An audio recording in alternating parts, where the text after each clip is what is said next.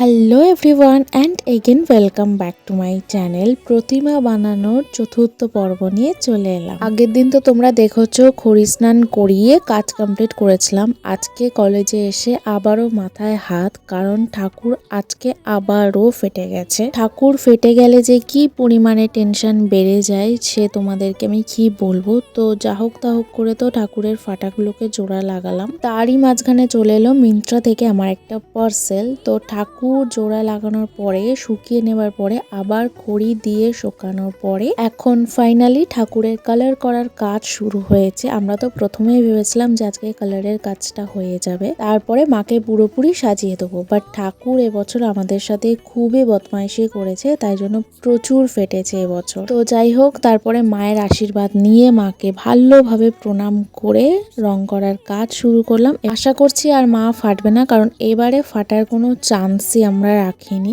সত্যি কথা বলতে স্টেপ বাই স্টেপ যখন কালারগুলো হচ্ছে আর মায়ের রূপ ফুটছে তখন দেখতে এত ভালো লাগছে, মনের ভিতর একটা আলাদাই শান্তি হচ্ছে।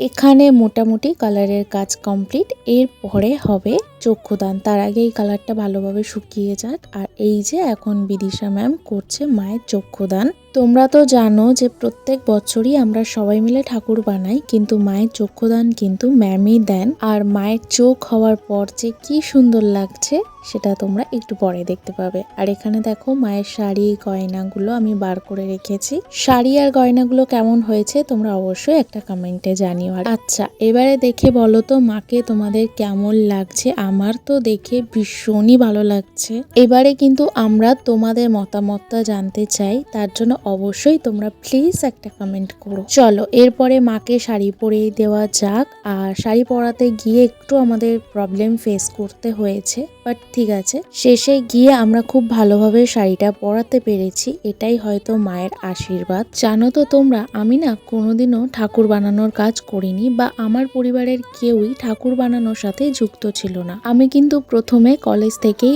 এই ঠাকুর বানানোর কাজ শুরু করেছি। আর পর 3 বছর সরস্বতী মায়ের মূর্তি আমরা বানালাম। হয়তো ভগবানের দেওয়া এটা আমার একটা প্রতিভা, তো এইটা আমি ভগবানের আশীর্বাদ হিসাবেই নিয়েছি আমার জীবনে। And specially thanks to Bidisha ma'am. উনি না থাকলে হয়তো এই কাজটা আমার কোনোদিনও করা হয়ে উঠত না। আর রাহুল দাকেও অনেক অনেক অনেক থ্যাংক ইউ। আমাকে অনেক জিনিস রাহুল দা শিখিয়েছে ঠাকুর বানানোর কাজ। আচ্ছা চলো, আজকের মতন কাজ তো এখানেই আমাদের শেষ হলো। এরপরে ফাইনাল মায়ের লুক নিয়ে দেখা হবে পরের পার্টে। এখনের জন্য টাটা।